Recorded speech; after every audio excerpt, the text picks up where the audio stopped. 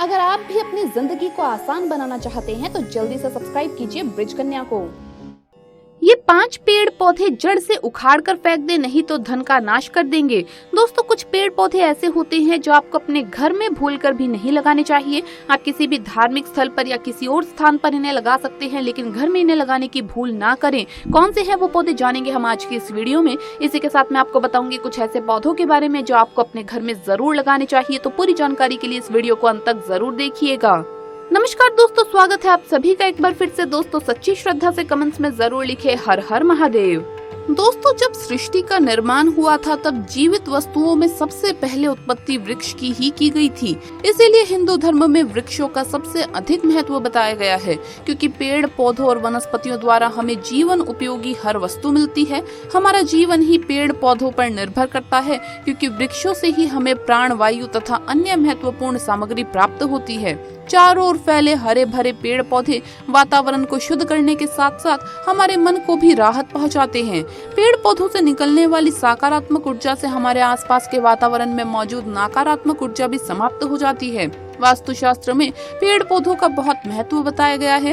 वास्तुशास्त्र के अनुसार कुछ पेड़ पौधे ऐसे होते हैं जो हमारे घर के लिए बहुत ही अच्छे होते हैं, और अगर हम उन्हें अपने घर में लगाते हैं तो उनकी शुभ ऊर्जा से हमारे घर में सुख शांति और समृद्धि आती है। ऐसे पौधे घर में होने से हमारा वातावरण ही नहीं बल्कि भविष्य भी सुंदर हो जाता है। इसीलिए हमें उन पौधों को अपने घर में अवश्य लगाना चाहिए जो हमारे घर पर सकारात्मक प्रभाव डालते हैं। किंतु वास्तुशास्त्र के अनुसार कुछ ऐसे पेड़ पौधों का वर्णन भी किया गया है जो हमारे जीवन पर नकारात्मक प्रभाव डालते हैं। इसीलिए इन पेड़ पौधों को हमारे घर के आसपास, घर के सामने या घर के अंदर भूल से भी नहीं लगाना चाहिए।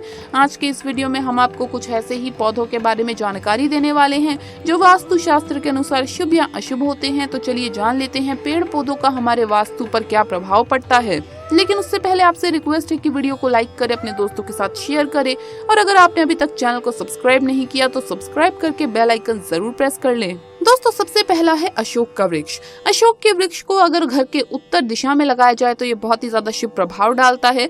इस वृक्ष को परिसर अथवा घर में लगाने से दूसरे सभी अशुभ वृक्षों के प्रभाव भी नष्ट हो जाते हैं। दूसरा है केले का वृक्ष।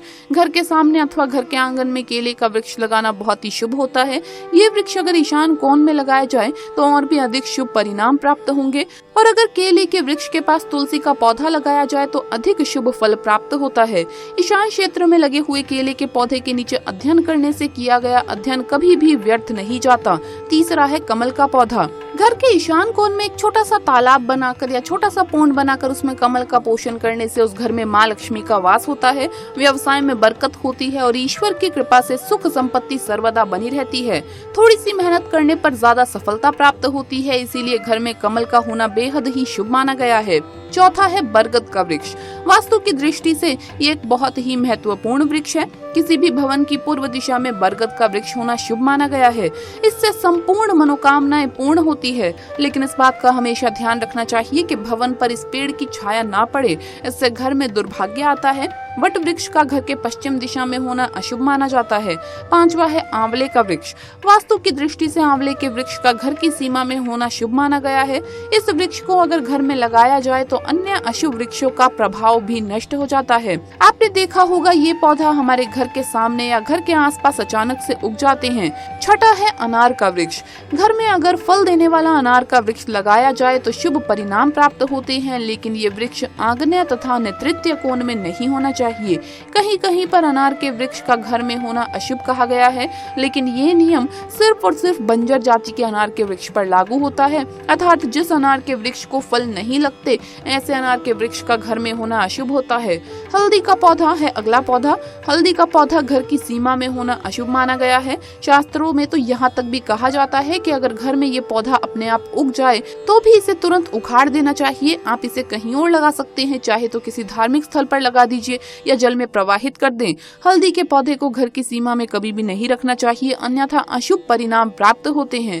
दोस्तों, सीताफल के पौधे को घर की सीमा में नहीं लगाना चाहिए, ये अशुभ परिणाम देता है। लेकिन अगर घर की सीमा में अपने आप उग जाए तो उसे काटना या उखाड़ना नहीं चाहिए, बल्कि घर की सीमा में ही एक आंवले का तथा एक फल देने वाला अनार का पौधा लगाएं। इस इससे इस पौधे का अशुभ प्रभाव नष्ट हो जाएगा। नारियल का वृक्ष है अगला वृक्ष। नारियल का वृक्ष अगर घर की सीमा में लगाया जाए तो शुभ परिणाम प्राप्त होते हैं। घर की सीमा में इस वृक्ष के होने से उस घर में रहने वालों के मान सम्मान में उन्नति और वृद्धि होती है। जामुन का वृक्ष की बात करें तो दोस्तों वास्तु की दृष्टि से जामुन का वृक्ष अगर घर की सीमा अथवा परिसर में दक्षिण दिशा में लगाया गया हो तो अशुभ कहा जाता है। इस दिशा में इस वृक्ष का होना अधिक लाभदायी नहीं होता। घर की उत्तर दिशा में जामुन का पेड़ हो तो उसके साथ एक अनार का या आंवले का पौधा जरूर लगाएं। इससे धन संपत्ति में वृद्धि होती है। आम का वृक्ष वास्तु की दृष्टि से अगर देखा जाए तो आम का वृक्ष घर में होना शुभ नहीं माना गया है।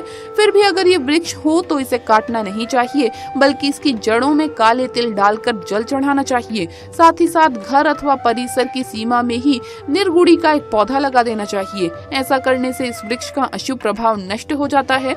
नीम का वृक्ष है अगला वृक्ष। घर के वायव्य कोण में नीम के वृक्ष का होना बहुत ही ज्यादा शुभ माना जाता है। ये पर्यावरण को शुद्ध करता है और अच्छे स्वास्थ्य में वृद्धि करता है। इस प्रकार जो मनुष्य नीम के साथ वृक्ष लगाता है उसे मृत्यु के बाद शिव लोक प्राप्त होता है। जो मनुष्य नीम के 3 पेड़ लगाता है वो 100 वर्ष तक सूर्य लोक में सुखों का उपभोग करता है। बबुल का वृक्ष है अगला वृक्ष। बबुल का वृक्ष भी घर में नहीं लगाना चाहिए। इसे घर में लगाने से अशुभ परिणाम प्राप्त होते हैं। इसका अशुभ परिणाम ये है कि घर में बहुत लड़ाई झगड़े और कलेश का वातावरण निर्माण हो जाता है।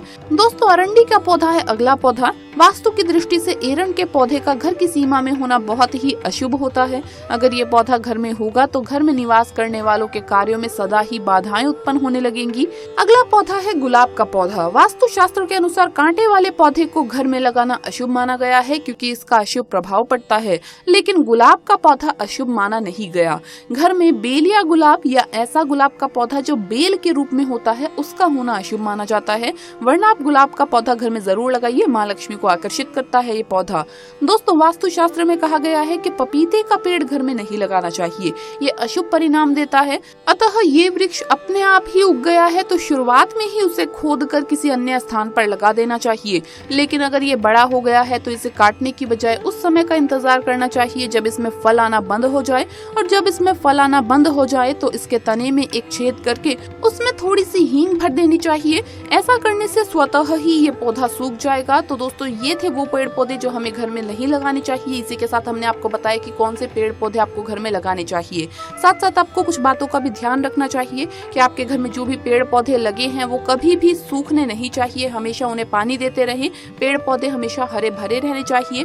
महिलाओं को मासिक धर्म के दौरान पेड़ पौधों में पानी नहीं देना चाहिए, वरना पेड़ पौधे जल्दी ही मुरझा जाते हैं। आप अपने मासिक धर्म के चौथे दिन से जल दे सकते हैं। इसके अलावा आपको ये भी ध्यान रखना है कि घर में जो भी पेड़ पौधे आपने लगाए हैं अगर वो दूध देने वाले पेड़ पौधे हैं तो ये आपके घर में नकारात्मकता लाते हैं। ऐसे पेड़ पौधे आपको घर में नहीं लगाने हैं। यानी जिन पेड़ पौधों को काटने या छीलने पर दूध जैसा सफेद द्रव्य निकलता है ऐसे पौधे घर में ना लगाएं।